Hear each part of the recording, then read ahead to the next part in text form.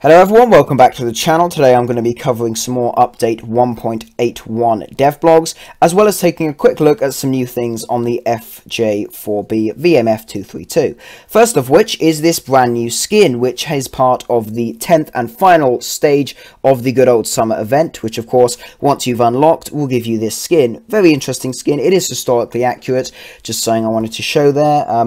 Now, the main thing I wanted to talk about with this aircraft is the missiles. Now, as you know, for the first few days, you were actually able to switch to a missile sort of follow view with the missile, which made it very easy to take out tanks from up to 5 kilometers away, really. And unfortunately, that has actually been removed, as you can see in this clip. Basically, you have to guide the missile from your aircraft, and the only thing you have to guide it with is the actual flare on the back. Now, one thing I didn't find so useful was that the smoke from the engine actually covers up the flare, so you can't actually see where the missile is, and if you move it about a bit, it just becomes a cloud of smoke, and it's quite difficult to see where you're aiming. And as you can see, you do have to be a bit closer to get the same accuracy that you had before, where you can actually see the target and the missile, which does expose you to SPAA fire and definitely could become a weakness in the future compared to how it previously performed. But it is a change. I'm not entirely annoyed about it. It is more historically accurate, as the bullpup missile was not TV guided. But, you know, it's just, they've changed it, and it was quite easy initially, but yeah. So the next thing that we're going to look at is the devblogs. First off, we're going to be looking at 2 new locations for naval battles, one being Mediterranean Port and one being Green Mountains Gulf.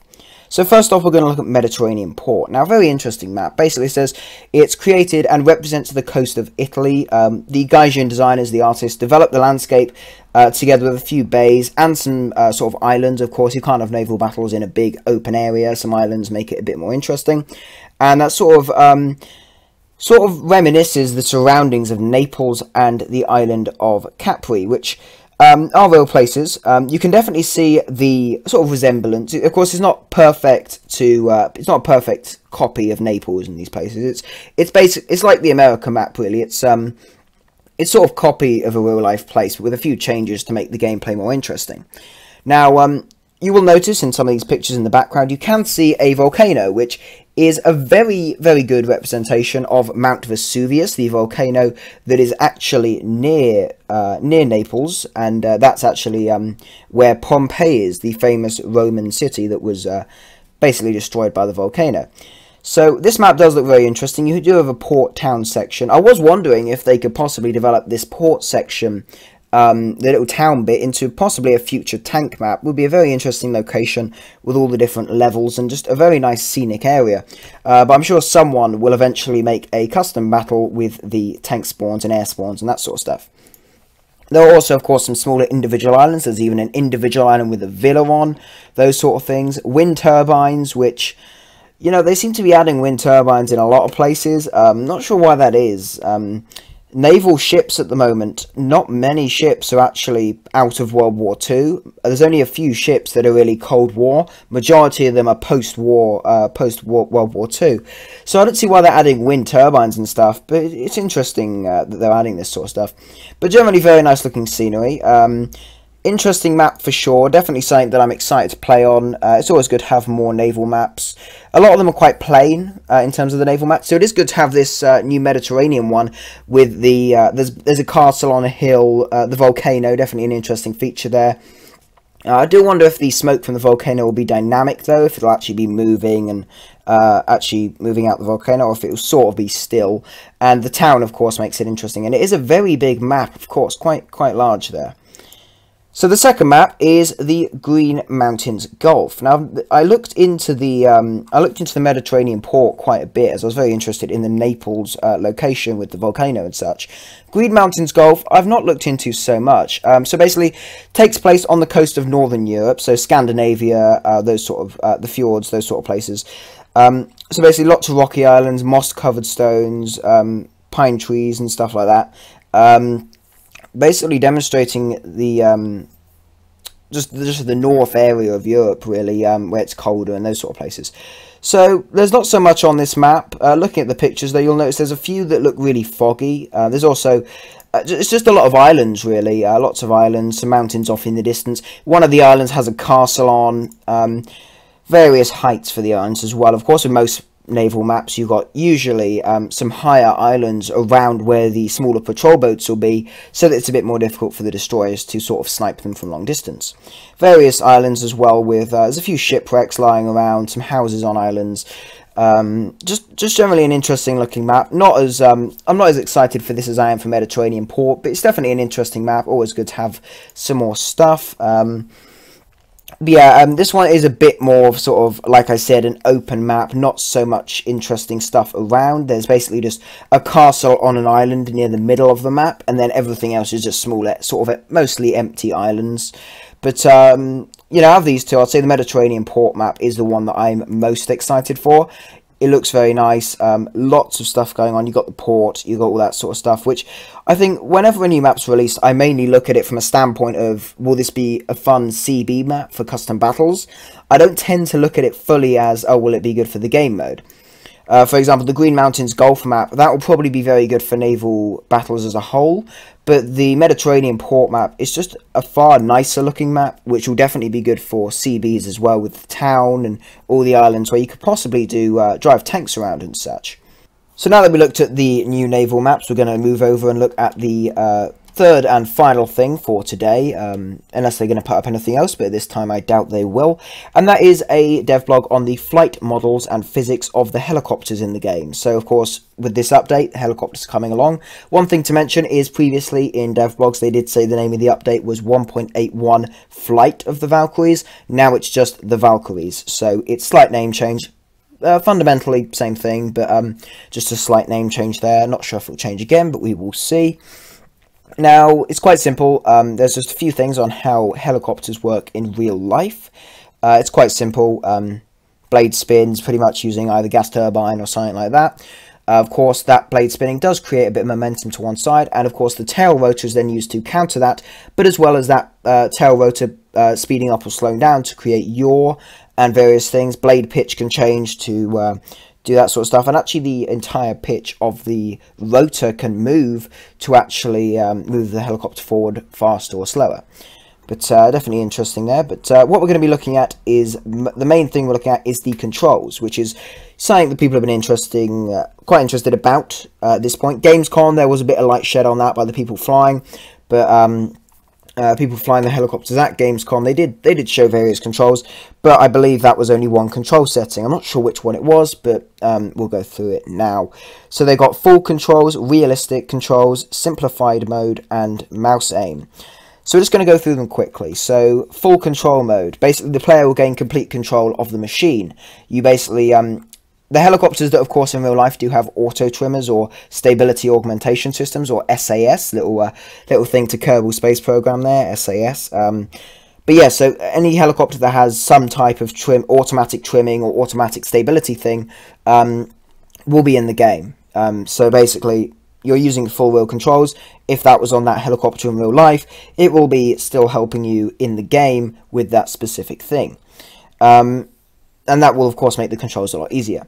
But in full wheel, of course, you will gain complete control. So you will have to control all of the trimming if it doesn't have automatic trimmers, all of the axis of the helicopter, the cyclic axis, which is the roll, the pitch, the collective pitch, the pedals, the basically power. Of course, helicopters, or at least majority, as far as I know, majority of the helicopters that will be in the game initially don't have any flaps or air brakes. So obviously they don't really fly fast enough for air brakes. Flaps, I'm not entirely sure. Some might, just to improve sort of lift for some reason. I'm not entirely sure why they would, but that could be a possibility. I'm not entirely sure. And of course, the helicopter's rudder and elevator behavior is controlled by the axis of cyclic pitch and the pedals. So the pedals, of course, rudder pedals, that's the yaw, and I presume the cyclic pitch is just generally the roll and the pitch of the vehicle. In full control mode, you're going to have full control of those axes, the thrust of the helicopter, and just generally everything going on. Now, realistic mode, the cyclic pitch, the roll and the yaw, and the pedals are set the intended rotational speed through respective axis to the instructor. So you have the instructor on this, which many of you may know just really stops you like stalling and stuff. Well, not really stops you stalling, but it just helps you fly the vehicle, makes it a bit easier. And that the instructor performs the required changes to, for example, the various axis of the helicopter, it changes that slightly, and also I presume trims and does all that stuff, so that's quite interesting. So that's just basically the same as full controls, but you have a little bit of help from the instructor. Simplified mode now. This is a bit more interesting. It's identical to realistic, but with one major difference. It's got a hovering function. So I presume in realistic and full control, you'd have to change the pitch and all that sort of stuff to stop the helicopter and then hover and basically change the various things to keep it in the hover. In the simplified mode, this hovering function, you press the H key, or at least that's what it will be in the standard settings. You might change it. But it basically will hover it will then hover in one place, and if you take your hands off the controls, I believe it should just stay hovering, which is quite good there. Might be useful somehow for possibly landing. If you want to capture a zone, you hover above the zone, slowly decrease your power, you'll go down and land in the zone. So that's quite useful there.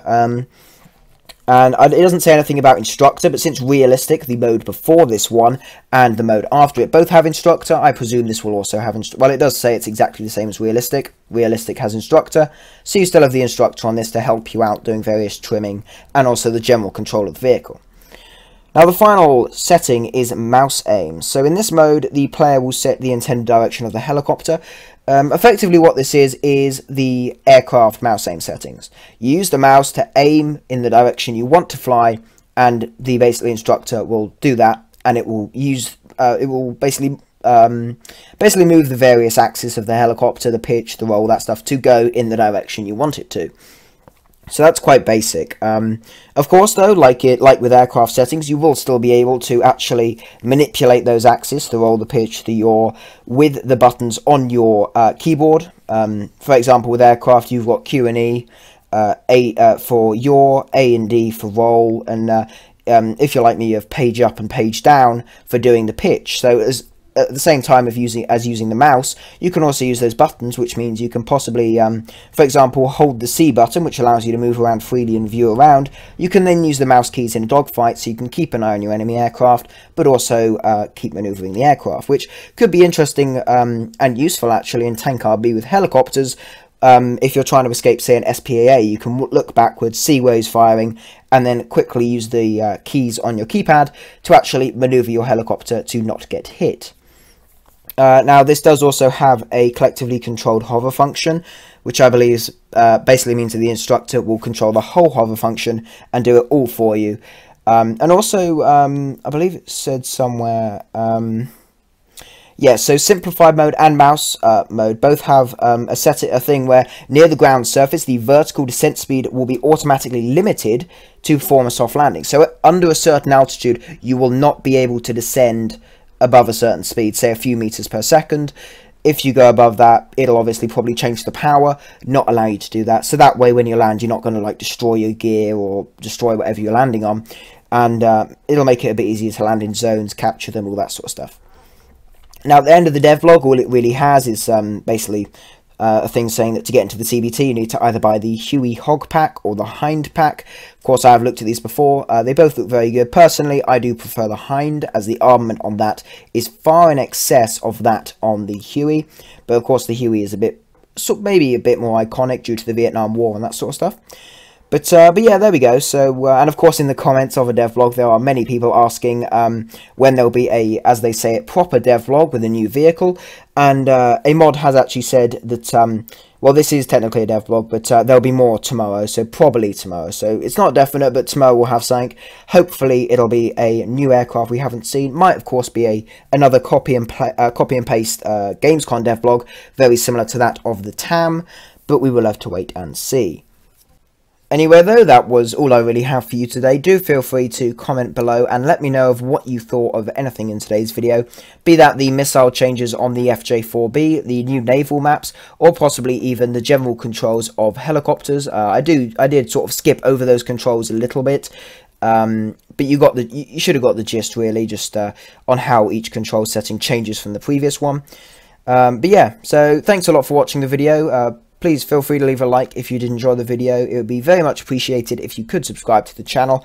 I will be doing much more 1.81 related content very soon, hopefully, whenever there's a dev blog, or possibly even soon when the dev server goes up, and I can get some content on that of how the various vehicles initially perform, and hopefully helicopters will be on the dev server as well. Anyway though, thanks again for watching, and I'll see you in the next one.